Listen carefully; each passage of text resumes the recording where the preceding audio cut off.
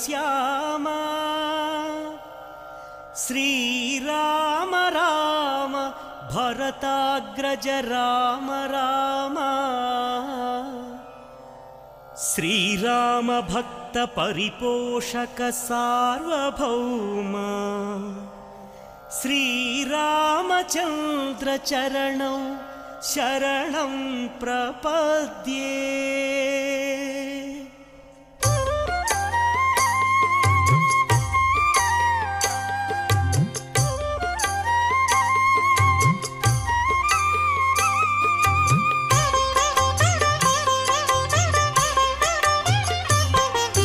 శ్రీరామ రామ ఆనందధామ సీతామాత మనోభిరామ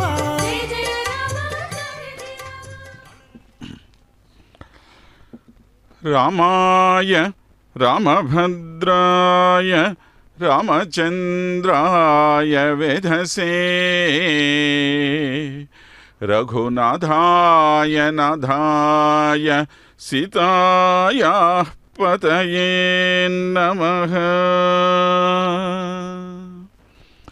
సకల కళ్యాణ గుణాభిరాముడైన శ్రీరామచంద్ర ప్రభు నేడు హంసవాహనారూఢుడై తన భక్తుల మీద కృపావర్షాన్ని కురిపిస్తూ ఉన్నారు.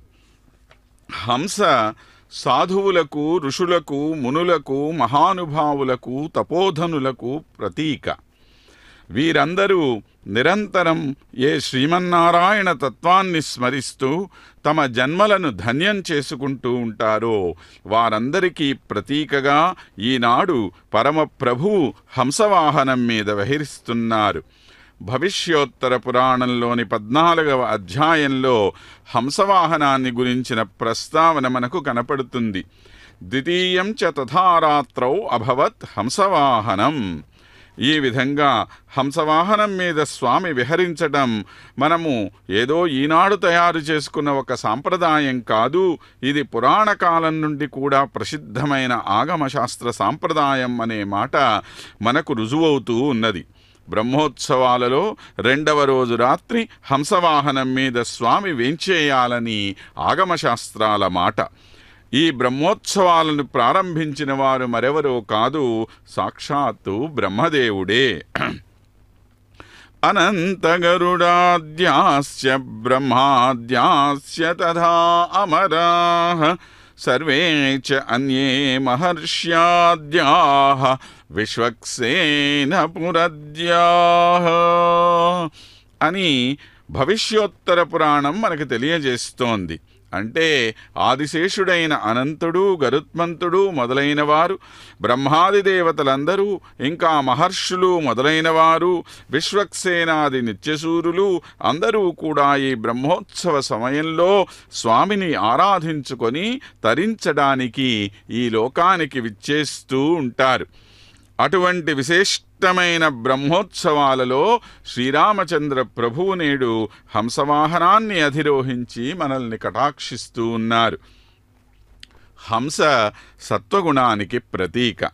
శ్రీరామచంద్ర ప్రభువు సద్గుణ సంపన్నుడు కనుక హంసవాహనం మీద అధిరోఢుడైన స్వామిని దర్శించుకున్న వారికి సాత్విక భావనలు పెంపొందుతాయనేది చెప్పక చెప్పవలసిన సత్యం.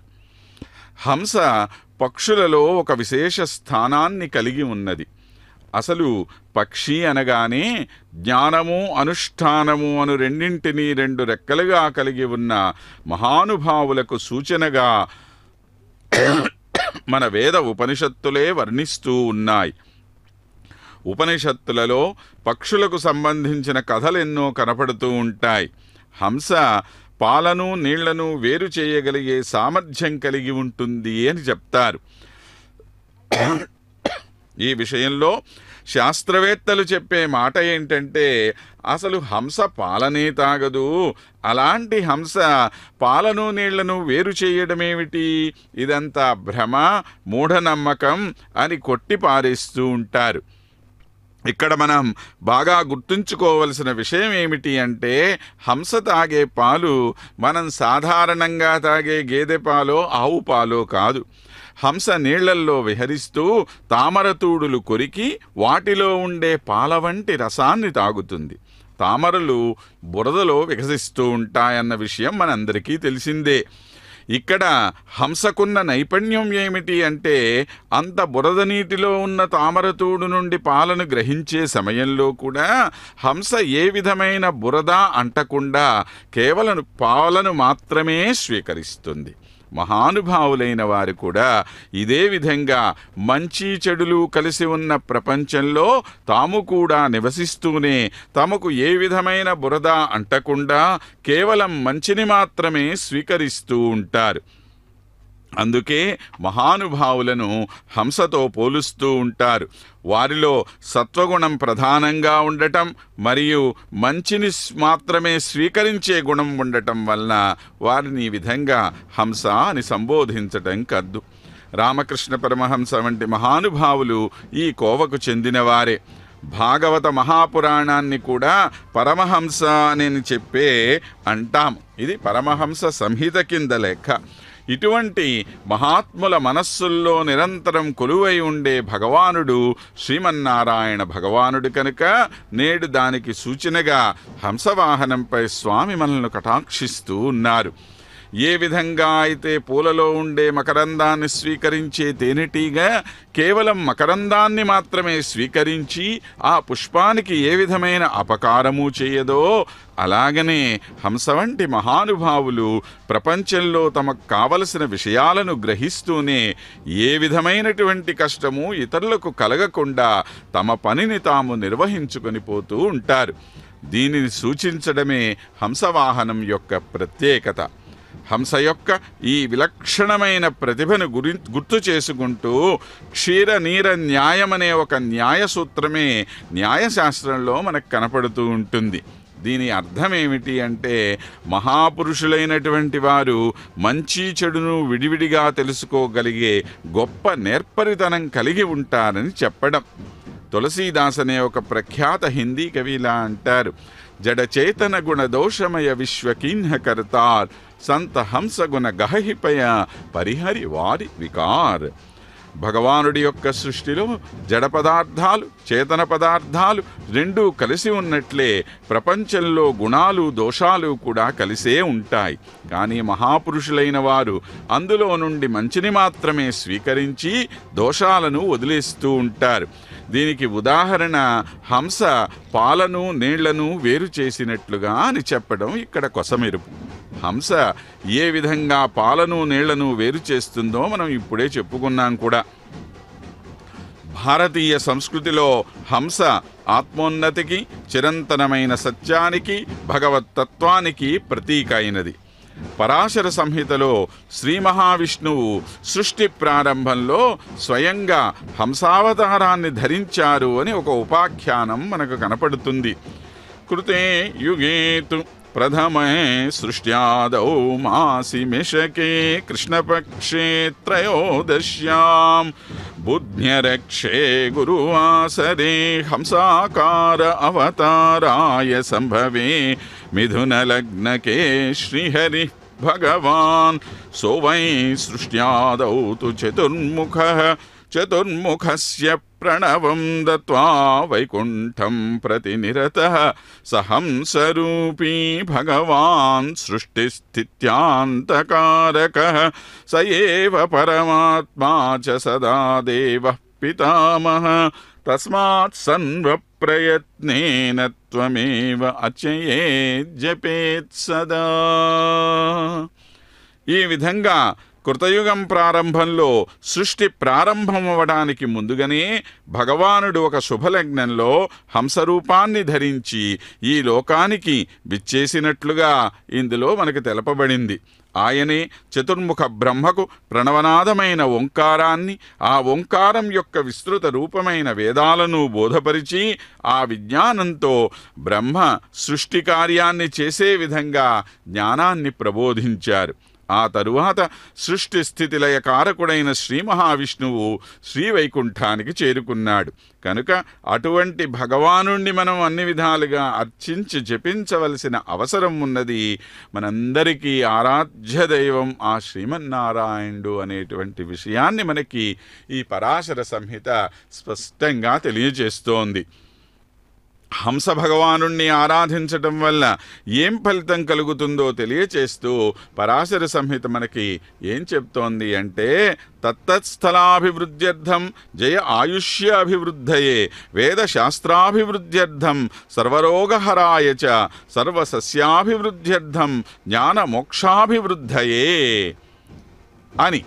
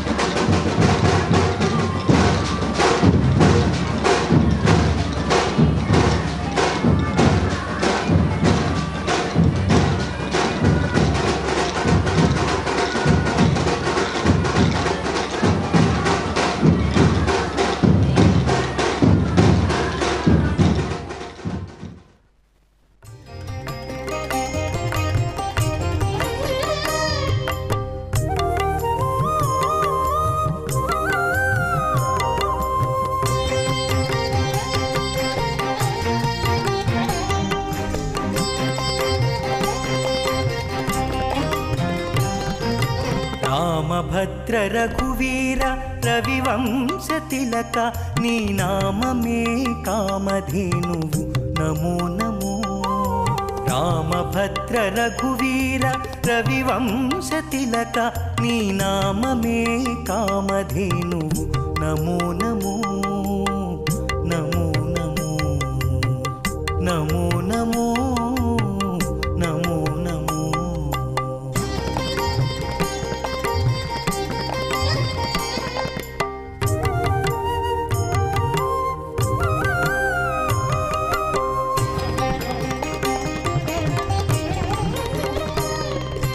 కౌసల్యానందవర్ధన ఘన దశరథ సుత భాసురయజ్ఞ రక్షక భరతాగ్రజ.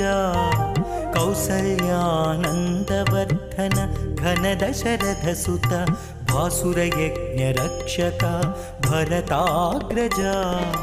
రాసికెక్కు కోదండ రచన విద్యా గురువ రాసికెక్కు కోదండ రచన విద్యా గురువ వాసితో సురలు నిను వడిమెచ్చేరయ్యా. రామభద్ర రఘువీర రవివంశ తిలక నీ నామమే కామధేనువు నమో నమో నమో నమో నమో నమో నమో నమో.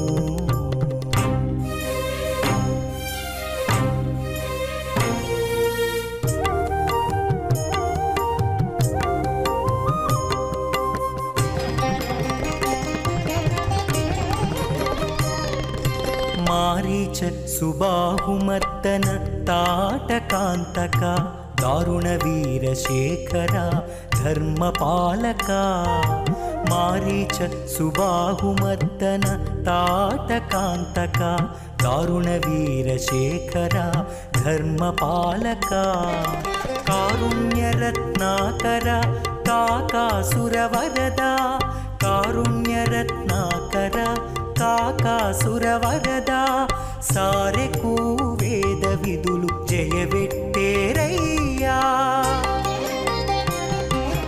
రామభద్ర రఘువీర రవివంశ తిలక నీ నామమే కామధేనువు నమో నమో నమో నమో నమో నమో నమో నమో.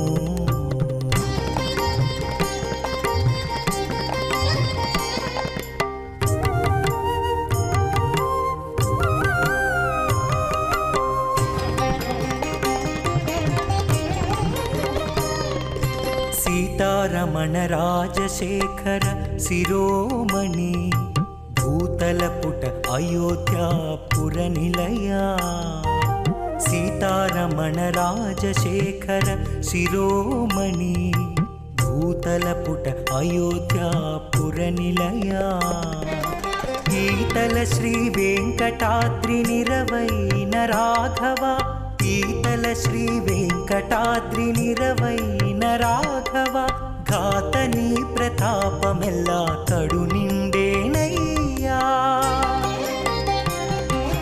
రామభద్ర రఘువీర రవివంశ తిలక నీ నామమే కామధేనువు నమో నమో నమో నమో నమో నమో.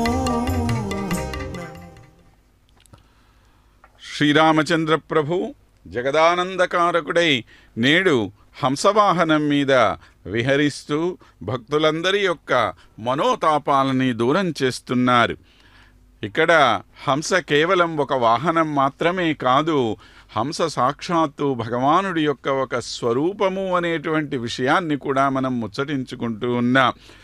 ఈ హంస భగవానుడు సత్వగుణానికి ప్రతీక అయినటువంటి వాడు. హంస భగవానుణ్ణి కనుక ఆరాధన చేస్తే మనము అక్కడ ఏ ప్రదేశంలో ఆరాధన చేస్తామో ఆ ప్రదేశం చాలా గొప్పగా అభివృద్ధి చెందుతుంది అన్నారు.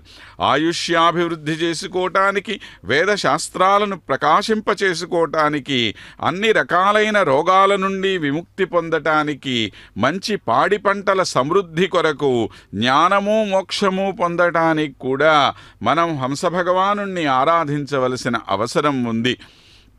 హంసవాహనారూఢుడైన శ్రీరామచంద్ర ప్రభు యొక్క దర్శనమాత్రం చేత పైన పేర్కొనబడిన ఫలితాలన్నీ మనకు అవశ్యం లభిస్తాయని తెలుసుకోవలసిన అవసరం కూడా ఉన్నది.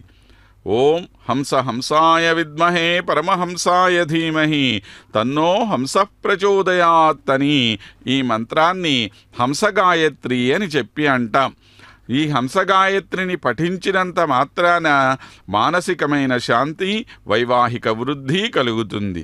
అదేవిధంగా శ్రీమద్భాగవత మహాపురాణంలోని 6వ స్కందంలో దక్ష ప్రజాపతికి బోధింపబడిన హంసగుహ్య మంత్రమనే ఒక స్తోత్రం కూడా మనకి లభిస్తోంది. ఇందులో సృష్టి వర్ణనతో పాటు సృష్టిని నడిపించే పరమపిత అయిన భగవానుడి స్తుతి కూడా కనపడుతూ ఉంటుంది. వేదాంత దేశిక మహోదయులు కూడా హంస సందేశమనే పేరుతో ఒక గొప్ప ఆధ్యాత్మిక గ్రంథాన్ని రచించటం జరిగింది. ఇందులో సర్వజగత్పిత అయిన భగవానుడి యొక్క అనేక గుణ విశేషాలు చెప్పబడి ఉన్నాయి.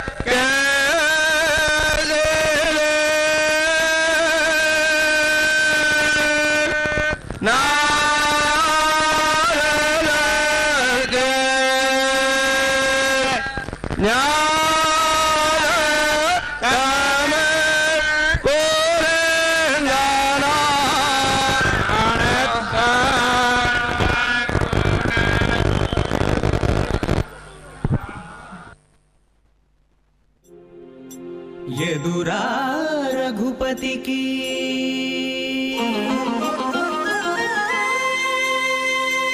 ఎదురా రఘుపతికి నీవిటు రావణ ఎదురా రఘుపతికి నీవిటు రావణ నేడు ఇదేమి బుద్ధి తలచితివి ఇట్లాయ బ్రతుకు ఎదురా రఘుపతికి నీవిటు రావణ నేడు ఇదేమి బుద్ధి తలచితివి ఇట్లాయ బ్రతుకు ఎదురా రఘుపతికి నీవిటు రావణ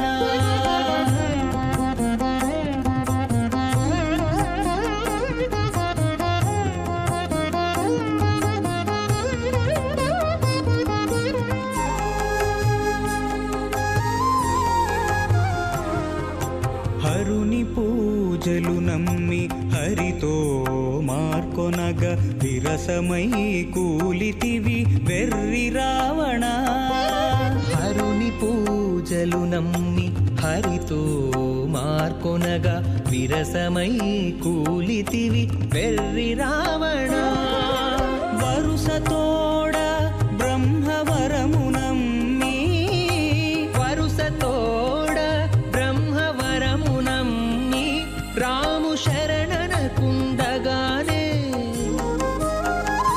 రాము శరణనకుండగానే సమస్యగా కులము వరుసతోడ బ్రహ్మవరము నమ్మి రాము శరణనకుండగానే సమస్యగా కులము ఎదురా రఘుపతికి నీవిటు రావణ నేడు ఇదేమి బుద్ధి తలచితివి ఇట్లాయ బ్రతుకు ఎదురా రఘుపతికి నీవిటు రావణ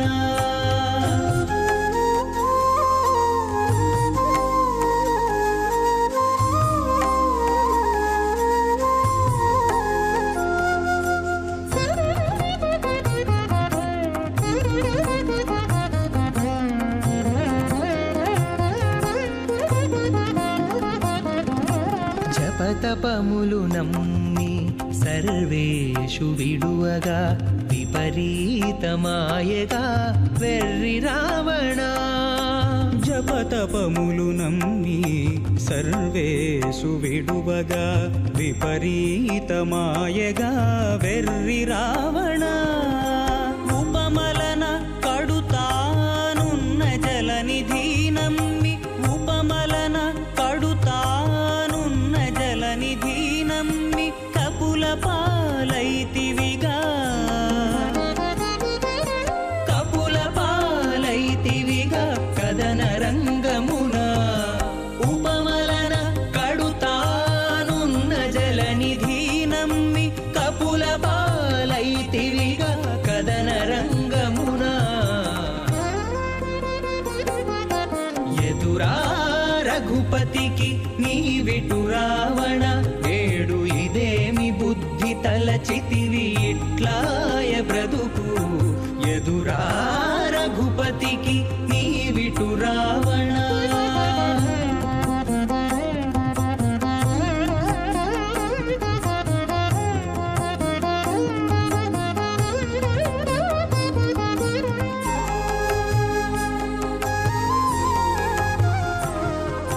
బంటతనము నమ్మి పైకొన్న రాఘవు వింట బొలిసితివిగా వెర్రి రావణ బంటతనము నమ్మి పైకొన్న రాఘవు వింట బొలిసితివిగా వెర్రి రావణ ఇంటనే శ్రీ వెంకటేశ్వరుని గొలిచి ఇంటనే శ్రీ వెంకటేశ్వరుని గొలిచి వెంటనే సుఖియాయే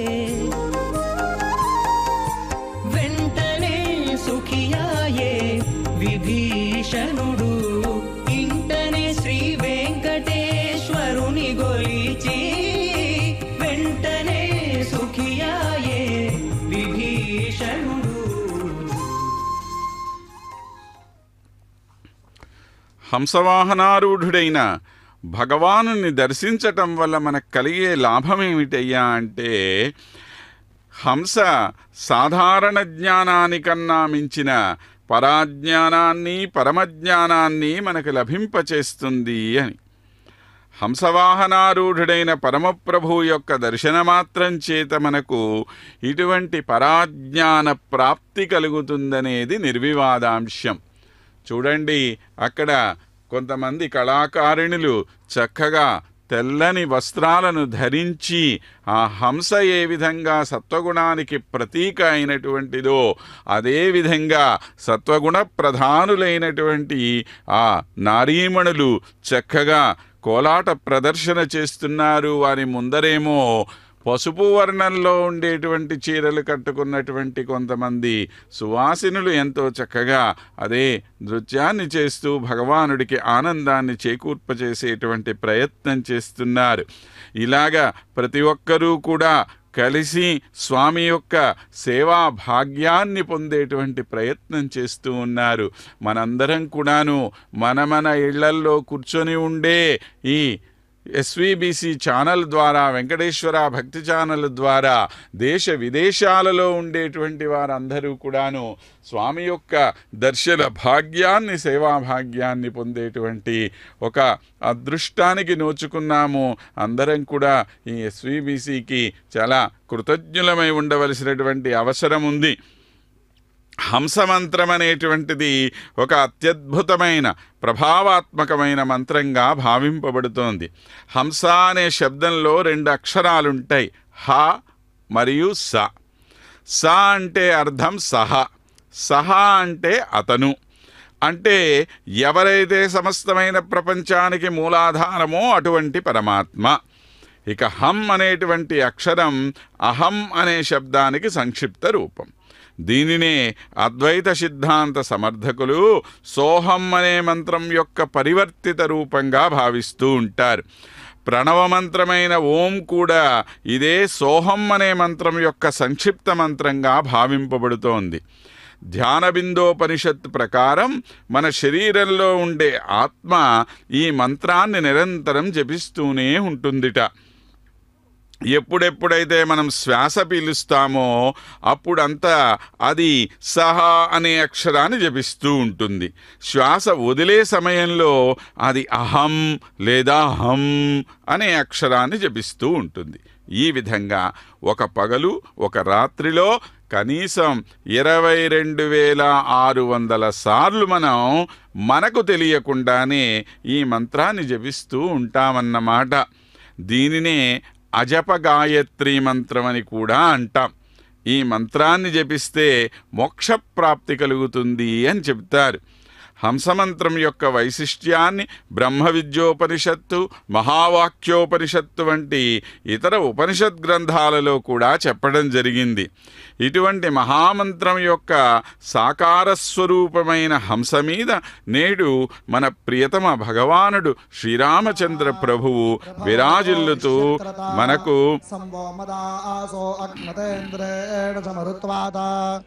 ఆదిత్యేభిశ్చ రాజాభిః ఉదత్యంచామసన్నవంత్వష్టుర్దేవస్య నిష్కృతం అకర్తచతురః పునః తేనో రత్నాని ధత్తనత్రరాసాప్తాని సన్వతే ఏకామేకం సుషస్తిభిః అధారయంతవన్హయో భాజంత సుకృత్యజా భాగం దేవేషో జగ్దిజం ఇహేంద్రాగ్ని ఉపక్వజే సోమాముష్మసి తా సోమం సోమపాతామా తా యజ్ఞేషు ప్రశంసతేంద్రాగ్నిషుం భదానరః తా గాయత్రేషు గాయత తా మిత్రస్య ప్రశస్తజ ఇంద్రాగ్నీతాః వామహే సోమపా సోమాపీతజే ఉగ్రాసంతా ఆహవామహ ఉపేదం సవానం సుదం.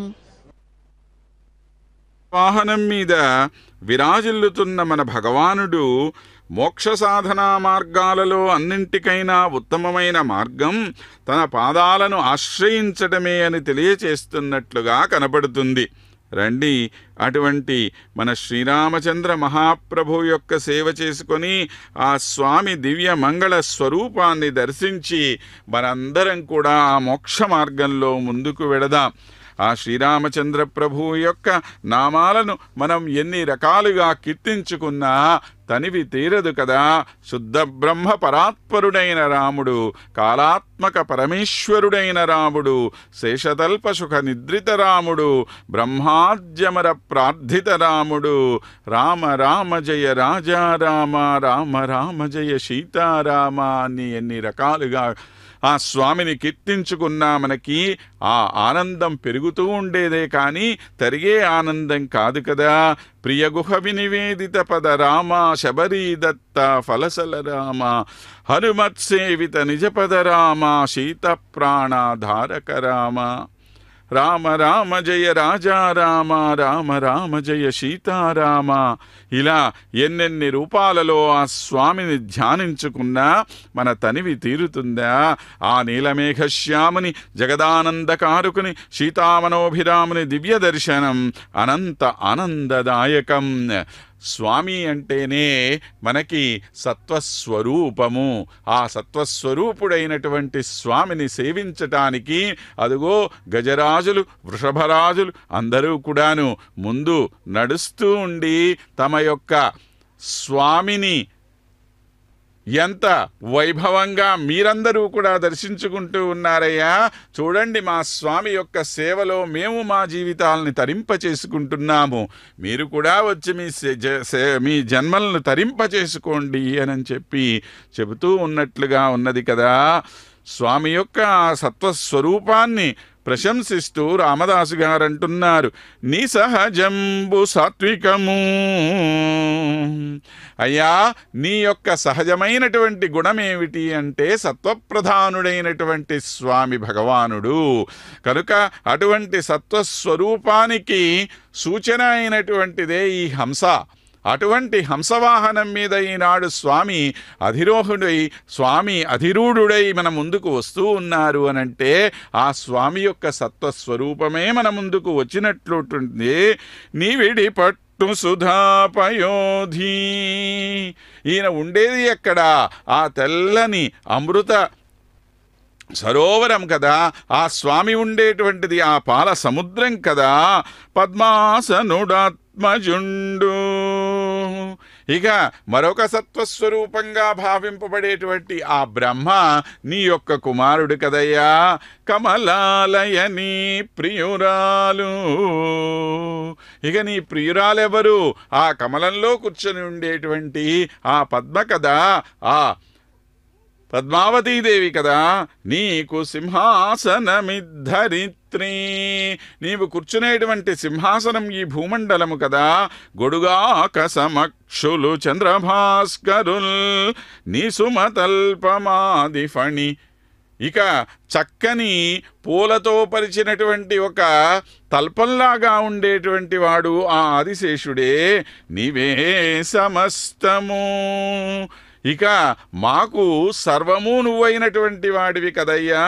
గొల్చినట్టి నీ దాసుల భాగ్యమెట్టిదయ్య దశరథి కరుణాపయోనిధి.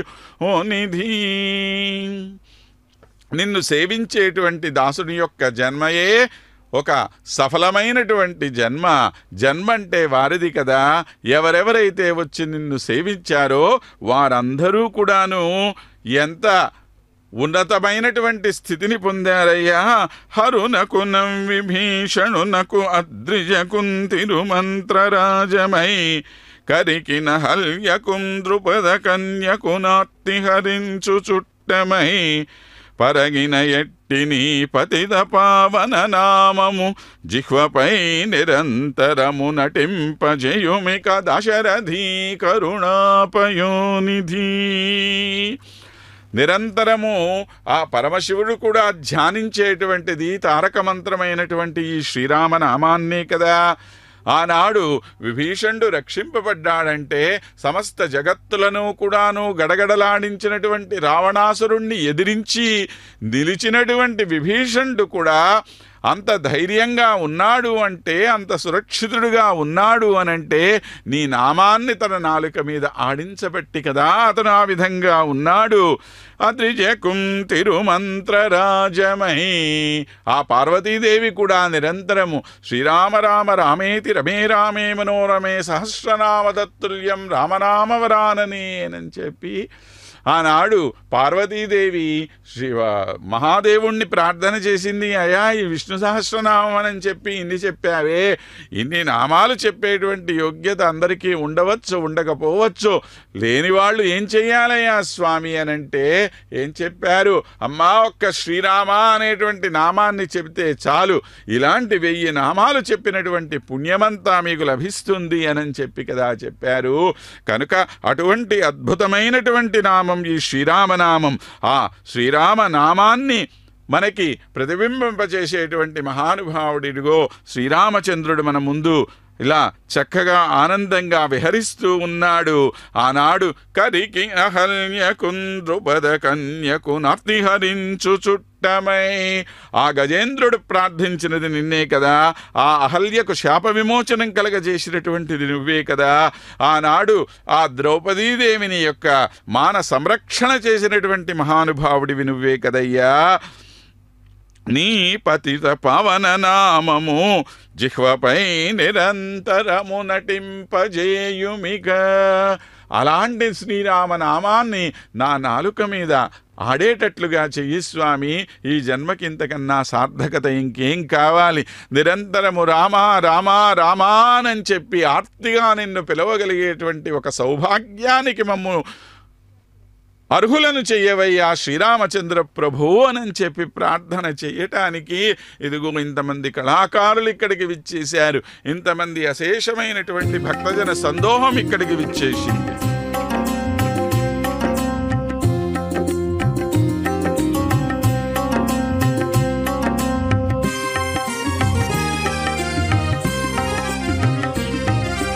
రామ రామ జయ జయ రామ.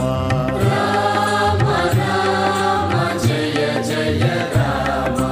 రామ రామ జయ జయ రామ. రామ రామ జయ జయ రామ. రఘువీరం రణధీరం. రఘువీరం రణధీరం. రఘువీరం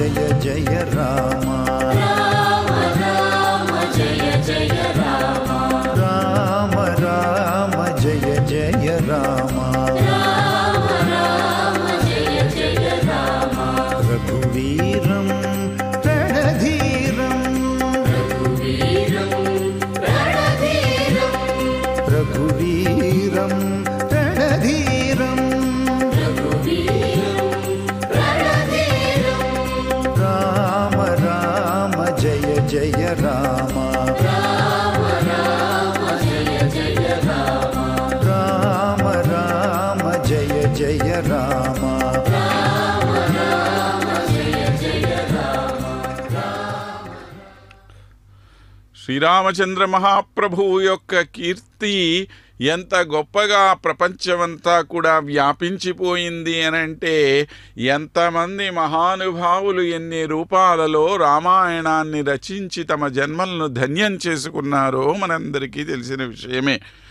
కేవలము రామాయణాలు వ్రాయటమే కాదు, జానపదుల యొక్క నోటిలో అన్ని రకాలైనటువంటి జానపద కళలలో కూడా రాముల వారి యొక్క చరిత్రే ప్రధానంగా మనకు కనపడుతూ ఉంటుంది. మొల్ల రామాయణం, భాస్కర రామాయణం, ఆధ్యాత్మ రామాయణం, ద్విపద రామాయణం, దొడ్డ రామాయణం, రామాయణ కల్పవృక్షం, ఇలా తెలుగులోనే ఎన్నో రామాయణాలు. ఇక ఇవి కాక ఇతర భాషల్లో మనకు ప్రత్యేకంగా తెలిసినటువంటిది తమిళ భాషలో ఉండేటువంటి కంబరామాయణం, హిందీలో ఉన్నటువంటి రామచరితమానస్, ఇలాగా ఎన్నో రామాయణాలు. ఎందుకనండి ఇన్ని రామాయణాలు ఎందుకు రచించారు? ప్రతివాడు కూడా ఏదో ఒక విధంగా ఆ రామనామాన్ని జపించాలి, రాముల వారి యొక్క కీర్తిని మనకు తగినటువంటి స్థాయిలో మనం వ్యాపింపచేయాలని చెప్పి తహతహలాడినటువంటి వారే మహానుభావులైనటువంటి మహాపండితోత్తములైనటువంటి వేదాంత దేశిక మహానుభావులు రఘువీర గద్యం అనేటువంటి ఒక అద్భుతమైనటువంటి స్తోత్రాన్ని రచించారు. సమస్త రామాయణాన్ని ఒక్క గద్యంలోనే విమడింపజేసినటువంటి మహానుభావులు. జయ జయ మహావీర మహాధీర ధౌరేయ దేవాసుర సమర సమయ సముదిత నిఖిల నిర్జర నిర్ధారిత నిరవధిక మాహాత్మ్య దశవదన దమిత దైవత పరిషదభ్యర్థిత దాశరథి భావ దినకర కుల కమల దిమాకర సాకేత జనపద జనిధనిక జంగమతతితర జంతు జాత దివ్య గతిదాన దర్శిత నిత్య నిశ్చేమ వైభవ భవతపన తాపిత భక్త జన భద్రారామ శ్రీరామ భద్ర నమస్తే పునస్తే నమః. అటువంటి రామనామం ఒక సంజీవిని ఔషధం లాంటిది. ఈ రామనామాన్ని ఒక్కసారి జపిస్తే చాలు, దగ్గరుండేటువంటి యముడు కూడా దూరంగా పరిగెత్తిపోతాడట. పరమదయానిధి పతిత పవన నామ హనేయటంచు సుస్థిరమతులై సదా భజన జేయు మహాత్ముల పదధూళి నా శిరమున దాల్తు మీరు అటకు జరకుడంచు యముండు కింకరోత్కరములకు అనబెట్టునట దశరథీ కరుణాపయోనిధి అన్నారు మన రామదాసుల వారు. ఎక్కడైతే రామనామం కీర్తింపబడుతుంటుందో ఆ చుట్టుపక్కల ప్రాంతానికి కూడా వెళ్ళటానికి ఇష్టపడట ఇంద్రుడు. రాకలు శంబులెల్ల బయలంబడద్రోచిన, రానగానే మనలో ఉండేటువంటి అన్ని రకాలైనటువంటి పాతకాలు బయటికి వెళ్ళిపోతాయట. మా కవాటమై ఢీకొని ప్రోవుచు నిక్కము. ఇక మానగానే ఒక తలుపు మూసేసినట్లుగా బయట నుంచి ఏ విధమైనటువంటి కల్మషము లోనికి రానివ్వకుండా ఉంటుంది అనండి. ధీయుతులెన్నంత దీయ వర్ణముల్ గైకొని భక్తి చేనుడు వంగానరు గురువంగానురుగాక విపత్ పరంపరల్ దాకొనునే జగజ్జననీ సజ్జనుల దశరథీ కరుణాపయోనిధి. అటువంటి అద్భుతమైనటువంటి నామము ఈ నామము. ఈ నామాన్ని జపించబట్టే కదా మహానుభావులైనటువంటి వాళ్ళు, ఇవాళ మహానుభావులని కొనయాడబడుతున్నటువంటి మహానుభావులందరూ కూడా మహానుభావులు. కోతికి శక్యమా అసుర కోటుల గెల్వను గెల్చెబో నిజం బాధని మేన శితకరుడౌట దవానలుడెట్టి వింత మా సీత పతివ్రత మహిమ సేవక భాగ్యము మీ కటాక్షమున్ ధాతకు శక్యమా పొగడ దశరథీ కరుణాపయోనిధి. ఒక సాధారణమైనటువంటి వానరుడిగా ఉన్నటువంటి ఆంజనేయుడు ఇవాళ మనందరి చేత కూడా పూజింపబడుతున్నటువంటి మహోన్నతమైనటువంటి స్థానంలో ఉన్నాడు అంటే కారణమేమిటి? ఇదిగో నీ యొక్క నామాన్ని భజించటం. చూడండి అక్కడ చక్కగా ఆ చిన్న చిన్న కళాకారులు శ్రీరాముడి వేషంలో లక్ష్మణస్వామిగా, సీతాదేవిగా, అడుగో ఆంజనేయుడిగా ఎంత చక్కగా ఎంత ముద్దులొలుగుతూ ఉన్నారో అలాంటి ప్రతి వాళ్ళకి కూడా, అంటే పిల్లలు కానివ్వండి పెద్దలు కానివ్వండి, ప్రతి వాళ్ళకి కూడా ఇష్టమైనటువంటి దైవం ఎవడయ్యా అనంటే రాముడు. రాముడు రాముడనే చెప్తారు. రామనామానికి ఉండేటువంటి ఆ మాధుర్యం అలాంటిది. చక్కెరమానివేము దినజాలిన కైవడి మానవాధముల్ బెకురు బక్క దైవములనే వేమరుగుల్ చెదరట్లు కాదయ ముకిన నీకు మృక్కవలె మోక్షము సంగిన నీవు ఇయవలెన్ తకిన మాటలేమిటికి దశరథీ కరుణాపయోనిధి. అయ్యా, ఎవడైనా మూర్ఖుడు చక్కెర తింటం మానేసి వేపాకు తింటాడా చెప్పండి? అలాగా శ్రీరామచంద్ర ప్రభు ఉండగా ఇతర దైవాల్ని మేమెందుకండి కొలవటము? కాబట్టి స్వామి మొక్కాలి అంటే నీకే మొక్కాలయ్యా, మోక్షం ఇవ్వాలి అంటే నువ్వే ఇయ్యాలయ్యా రామయ్య, ఇక ఇతరులకు సాధ్యమైనటువంటిది కాదు కదా. అందుకనే మేమేం చేస్తూ ఉంటాం, నిరంతరము కూడా జురెదమీ కథామృతము.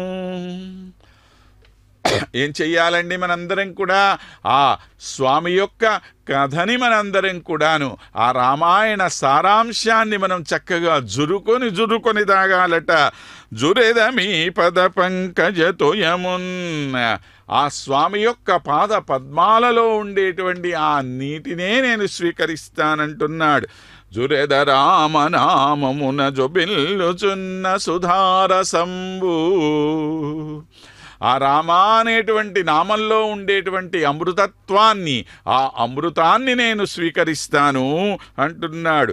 నే జురెద జురు జురుగరుచుల్గను వారి పదంబు గుర్పవే ఇతరులతోడి పొత్తిడక దశరథీ కరుణాపయోనిధి.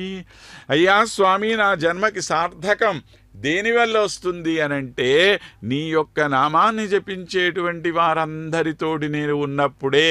కనుక అలాంటి వారితో సాంగత్య భాగ్యం నాకు కలగచెయ్యి. ఇతరులతోటి కూడేటువంటి ఫలితం నాకు వద్దయ్యా బాబు, అలాంటి వాళ్ళని నాకు దూరంగా పెట్టేసేయి. నాకు కావలసింది ఏమిటి? నీ యొక్క పాద పద్మాలని ఆశ్రయించటమే.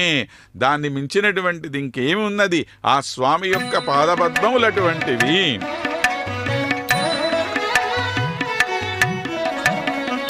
రాముడు రాఘవుడు రవికులుడితడు, రాముడు రాఘవుడు రవికులుడితడు, భూమి జగపతి అయిన పురుష నిధానము.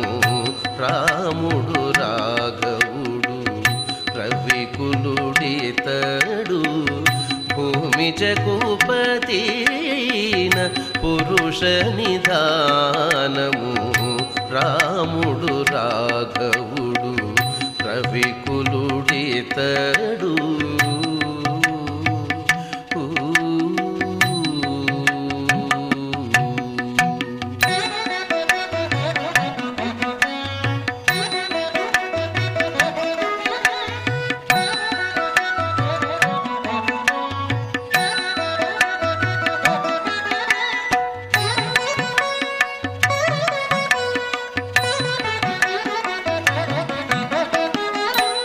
అరయపుత్ర కామేష్టియందు పరమానమున అరయపుత్ర కామేష్టియందు పరమానమున పరగజనించిన పరబ్రహ్మము అరయపుత్ర కామేష్టియందు పరమానమున పరగజనించిన పరబ్రహ్మము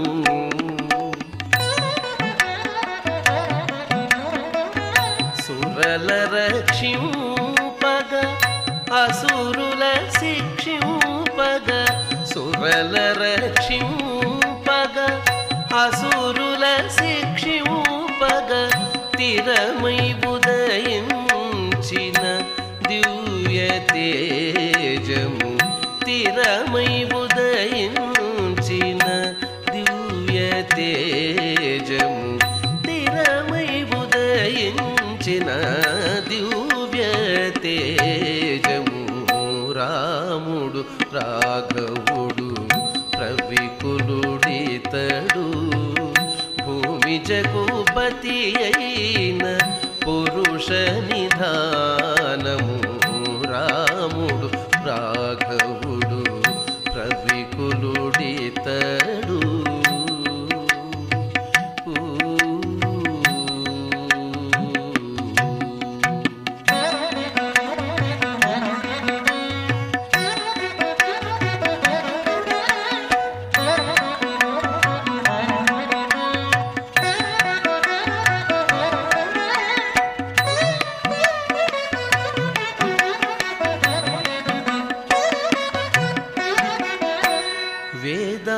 వేదాంతములయందు విజ్ఞాన శాస్త్రములందు వేదాంతములయందు విజ్ఞాన శాస్త్రములందు పాదుకొన పలికేటి పరమార్థము వేద వేదాంతములయందు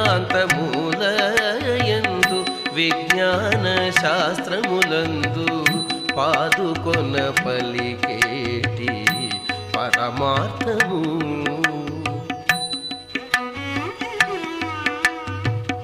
పోదితో శ్రీ వెంకటాద్రి పొంచి విజయనగరాన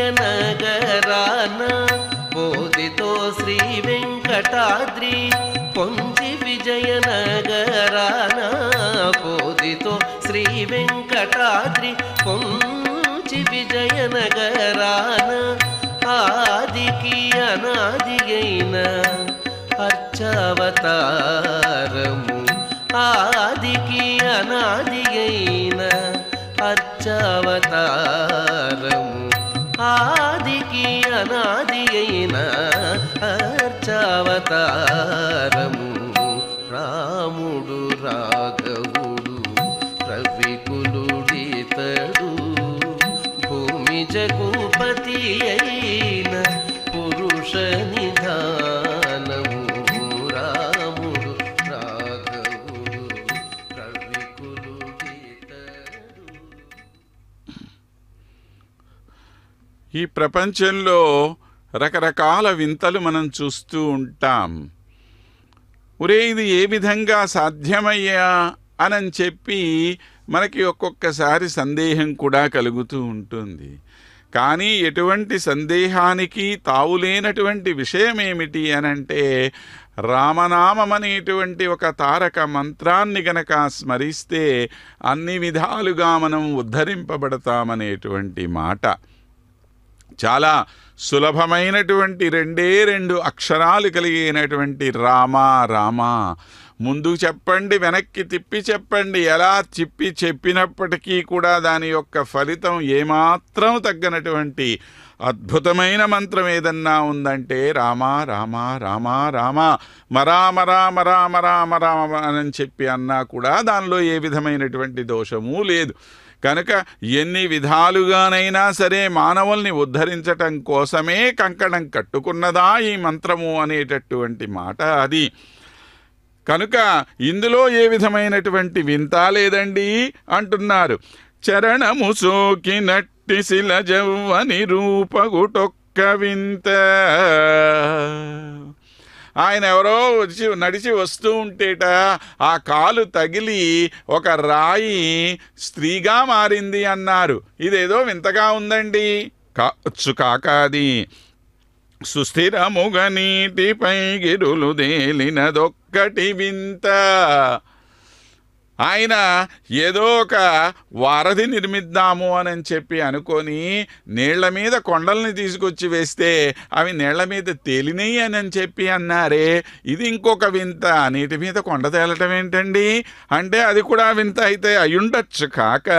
కానీ మీ స్మరణ ధనర్చు మానవులు సద్గతి చెందినదెంత వింత ఈ ధరను ధరాత్మజారమణ. అయ్యా, కానీ ఈ లోకంలో నీ యొక్క నామస్మరణ చేసినటువంటి వాళ్ళు సద్గతిని పొందుతున్నారు అనేటువంటిది మాత్రం వింత కాదయ్యా. ఎందుకని? ఇది చాలా సహజ సిద్ధమైనటువంటి మాట.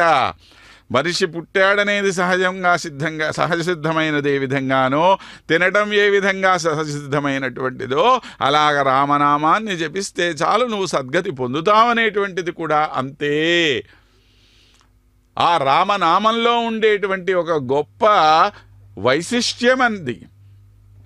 మహానుభావుడు తులసీదాస్ అంటారు, రామనామమణి దీపధరు జీహదేహరి ద్వార్ తులసీ భీతర బాహిరౌజో చాహసి ఉజియార్ అని చెప్పి, ఈ రామనామం అనేటువంటి మణి దీపాన్ని కనుక మన నాలుక అనేటువంటి వాకిటి మీద పెడితే, ద్వారం మీద పెడితే, ద్వారం మీద దీపం పెడితే ఏమవుతుందండి? గది లోపల కూడా వెలుతురొస్తుంది, గది బయట కూడా వెలుతురొస్తుంది. అలాగనే ఈ లోకంలో కూడా మనం సుఖాన్ని పొందుతాము, పైలోకంలో కూడా సుఖాన్ని పొందుతాము. కనుక ఎటువంటి సందేహము ఎవ్వరికీ ఉండవలసినటువంటి అవసరము రామనామ విషయంలో లేనే లేదు. అటువంటి ఆ రామనామానికి స్వరూపమైనటువంటి స్వామి మన శ్రీరామచంద్ర మహాప్రభువు. ఇదిగో హంసవాహనారూఢుడై మనందరినీ కూడా కటాక్షించడానికి మన దగ్గరికి వచ్చినటువంటి మహాకారుణికుడైనటువంటి ఆ స్వామి ధనుర్ధారి అయి ఎంత చక్కని చిరు మందహాసంతో మనందరినీ కూడాను పలకరిస్తున్నాడు. శ్రీరామచంద్రుడికి ఉండేటువంటి ఒక గొప్ప నామమండి పూర్వభాషీచరాఘవ అని చెప్పి అంటారు. ఆయన అందరినీ ముందుగానే పలకరిస్తాడట. ఎంత గొప్ప విశేషమో అది. మనం చూడండి, సాధారణంగా మనకి తెలిసినటువంటి వాళ్ళు వచ్చినా కూడా కానీలే, వాళ్ళు వచ్చి మనల్ని పలకరిస్తే మనం మాట్లాడదాం అనేటువంటి విధంగా ఉంటాం. కానీ మనంతట మనం చొరవ తీసుకొని వాళ్ళ దగ్గరికి వెళ్ళి మాట్లాడు. ఒక రకమైన అహం, ఒక ఈగో మనకి అడ్డం వస్తూ ఉంటుంది. కానీ శ్రీరామచంద్రుడు ఆ విధమైనటువంటి వాడు కాదు. ఆయన పూర్వభాషి. ముందుగానే వెళ్ళి అందరినీ కూడా పలకరించి, అమ్మా ఎలా ఉన్నారు, ఏ విధంగా ఉన్నారు, సుఖంగా ఉన్నారా, అన్ని బాగున్నాయా, ఇలా అన్ని రకాలైనటువంటి యోగక్షేమాలు తనంతట తానుగా తెలుసుకునేటువంటి మహానుభావుడు. ఎంత ఉదారుడండి మన స్వామి, ఎంత గొప్పవాడండి, ఎంత ఔన్నత్యం కలిగినటువంటి వాడండి ఆయన. అజునకు తండ్రి మయ్యు సనకాదుల కుంభరదత్వమయ్యు సద్విజముని కోటికెల్ల బరదేవతమయ్యు దినేశ వంశ భూభుజులకు మేటివయ్యు పరిపూర్ణుడవై వెలిగొందు పక్షిరాధ్వజమిము ప్రస్తుతించెదను దశరథీ కరుణాపయోనిధి. ఎన్ని రకాలైనటువంటి వాడు మన రామచంద్రుడు. ఒక గుణమా, రెండు గుణమా, ఎన్ని రకాలైనటువంటి షోడశ గుణ పరిపూర్ణుడైనటువంటి వాడు. రామాయణాన్ని రాయటానికి ముందు వాల్మీకి మహర్షి అడిగాడు దేవర్షి అయినటువంటి నారదుణ్ణి, అయ్యా ఇన్ని రకాలైనటువంటి గుణాలు కలిగినటువంటి వాడు ఎవరన్నా ఉన్నాడా అనంటే, అన్ని గుణాలు కలిగినటువంటి వాడు ఒక్కడు ఈ లోకంలో ఉన్నాడయ్యా అని అప్పుడు ఆయన శ్రీరామచంద్రుడి గురించి చెబితే ఆయన యొక్క కథ తెలుసుకొని ఈయన రామాయణాన్ని రాయటం జరిగింది అనేటువంటి విషయం మనకి రామాయణం ద్వారా తెలుస్తుంది. అజునకు తండ్రి వయ్యు, ఆ బ్రహ్మగారికి తండ్రి అయినటువంటి వాడివి నువ్వే కదయ్యా. అంటే సర్వ సృష్టికి కూడా ఆద్యుడైనటువంటి వాడివి నువ్వు. సనకాదులకు పరతత్వమయ్యు, సనక సనందాది మునులందరూ కూడా పరతత్వస్వరూపంగా ఏ భగవానుణ్ణైతే నిరంతరము తమ మనోమండలంలో ఆరాధించుకుంటూ ఉంటారో అటువంటి పరతత్వాన్ని నువ్వే కదా స్వామి. సద్విజముని కోటికెల్ల పరదేవతవయ్యో, సమస్తమైనటువంటి మునులకు కూడా నువ్వే పరదేవతగా ఉన్నటువంటి వాడివి. నిన్ను మించినటువంటి మరొక దైవం ఈ ప్రపంచంలోనే లేదు అని చెప్పి చెప్పుకోదగినటువంటి వాడివి. దినేశ వంశ భూభుజులకు మెటివయ్యు, ఆ సూర్యవంశంలో పుట్టినటువంటి రాజులందరిలో కూడాను ప్రఖ్యాతిగాంచినటువంటి వాడు. ఇదిగో మన శ్రీరామచంద్రుడి యొక్క వంశమండి వీరి వంశం అని చెప్పి గొప్పగా, నీకన్నా ముందు ఎంతోమంది పుట్టి ఉండవచ్చు కాక, ఓ దిలీపుడు కావచ్చు, ఒక రఘుర మహారాజు కావచ్చు, ఇలాంటి వాళ్ళు ఎంతోమంది ఈ సూర్యవంశంలో పుట్టి ఉన్నారు. కానీ వారందరికన్నా కూడాను ఈనాడు మనం చెప్పుకోవాలి అంటే సూర్యవంశమనంగానే మనకి గుర్తొచ్చేది ఏమిటి అంటే ఒక్క శ్రీరామచంద్రుడు మాత్రమే. పరిపూర్ణుడవై వెలుగొందు పక్షిరాధ్వజ, ఆ గరుత్మంతుణ్ణి నీ ధ్వజం మీద కలిగినటువంటి ఓ మహానుభావ. ఎందుకున్నాడు పక్షిరాజు ఆ ధ్వజం మీద? ఎవరు ఆ పక్షిరాజు? వేదాత్మా విహగేశ్వర అని చెప్పి అన్నాం మనము. ఆయన సర్వ వేదములకు స్వరూపమైనటువంటి వాడు అని కదా చెప్పాము. కనుక వేదముల చేత ప్రతిపాదింపబడినటువంటి భగవానుడు ఎవరు అనంటే ఆ పైన ఉండేటువంటి గరుడ ధ్వజం కింద ఉండేటువంటి ఈ స్వామిని సూచిస్తూ, ఇడుగో ఇడుగో ఇక్కడే ఉన్నాడయ్యా సమస్త వేదములకు మూలమైనటువంటి స్వామి అని చెప్పి మనకు తెలియచేస్తున్నది కదా. కనుక వెలిగొందు పక్షిరాధ్వజ మేము ప్రస్తుతించెదను దశరథీ కరుణాపయోనిధి. కాబట్టి నీ యొక్క నామాన్ని మేము నిరంతరం కీర్తించడమే చేయగలిగినటువంటి మాట. వినపమాలకించు రఘువీర, నహి ప్రతిలోకమందు నకన్న దురాత్మడు పరమ కరుణికోత్తమ.